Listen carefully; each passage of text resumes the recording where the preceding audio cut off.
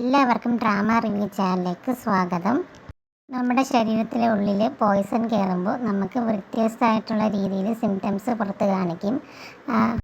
നമ്മൾ ചിലപ്പോൾ തീരെ നമ്മുടെ ശരീരം ഒട്ടും വയ്യാത്തൊരവസ്ഥയിലാവും.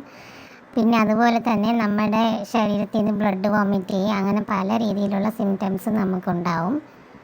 നമ്മുടെ ബോഡി ഫുള്ളും ആ ഒരു പോയിസണിനെ കൺട്രോൾ ചെയ്യാൻ വേണ്ടിയിട്ട് സാധിക്കും.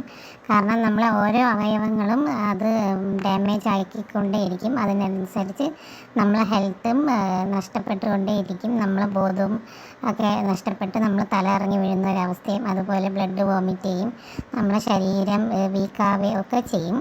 ആ സമയത്ത് നമ്മളെ ശരീരത്തിന് വേണ്ട ട്രീറ്റ്മെൻറ്റുകളൊക്കെ നമ്മളെടുക്കും.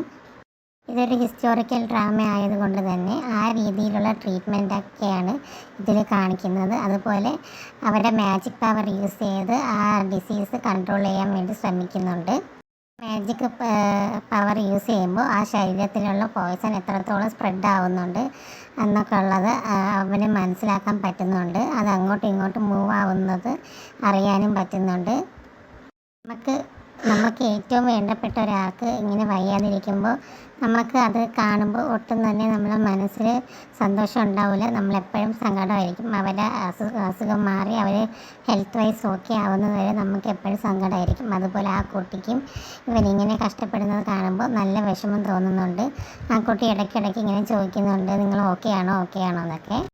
അപ്പോഴവൻ്റെ കൂടെയുള്ളവർ പറഞ്ഞ് സമാധാനപ്പെടുത്തി ആ കുട്ടിയെ വിടുന്നുണ്ട്. അങ്ങനെ ആ മാജിക് പവർക്ക് യൂസ് ചെയ്ത് അവൻ്റെ അസുഖം ക്യൂറാക്കാൻ വേണ്ടി നോക്കുകയാണ്. Thank you.